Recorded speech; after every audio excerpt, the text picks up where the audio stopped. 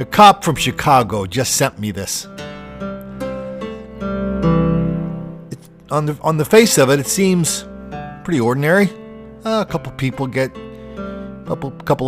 into a melee. Somebody gets stabbed. He dies. That happens. But not usually in Aurora. Aurora is a little suburb, not a little, 150,000 people. It's a suburb of Chicago. It experienced an enormous amount of growth over the last 15 years, mostly white flight from the crime-ridden neighborhoods of Chicago. But now it's moving to Aurora, because what the story doesn't tell you is that at least 100 people involved in this melee were black. The person who died was black. They're looking for a black person. And way down at the end of the article, the short article, comes the money graph. Most of the people at the scene, says the newspaper, were uncooperative and hostile with police. Wow. Here's why that's not a big deal, because that happens a lot in Chicago and Aurora and cities all over the country. They're called let-out fights. It's a black thing. They happen at black bars and clubs. Does it seem weird there is even such a thing as black bars and clubs? Well, there are. And this happens all the time. I document this and Don't Make the Black Kids Angry and a lot on this page.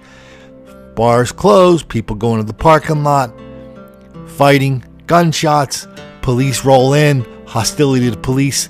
They're not specific about what this hostility means. It often means bottles, rocks, threats, and assaults on cops doing their duty to do what George Orwell says about people like you and I sleep in our beds at night because rough men stand willing to do violence in our behalf. So this goes, of course, 180 degrees against the big narrative, which is black people are relentless victims of relentless white racism all the time, everywhere. That explains everything, especially why those cops are always picking on black people for no reason whatsoever. So we get 100 people out there, hostile, uncooperative, fighting, destroying property, killing somebody. With one arrest. One arrest. And some people have the nerve to come to our YouTube channel and say, Colin, you don't know the numbers. Crime's going down. You don't know the numbers, Colin. I know the numbers. I also know that standard police practices are when you have 100, 200, 300, 500 black people in the street fighting, destroying property, killing somebody, only one person is arrested. And as for the rest, it never happened. So if you're one of those thousands and thousands of people who fled Chicago in the last 15 years without once looking in the rear view mirror because you knew that a good chunk of that city is now dangerous for you and your family, as beautiful as that city is, and you're living in Aurora, Illinois, with the hopes of a more quiet, civilized life, well, good luck with that, because black mob violence is now moving into your town. That's what that Chicago cop wants you to know.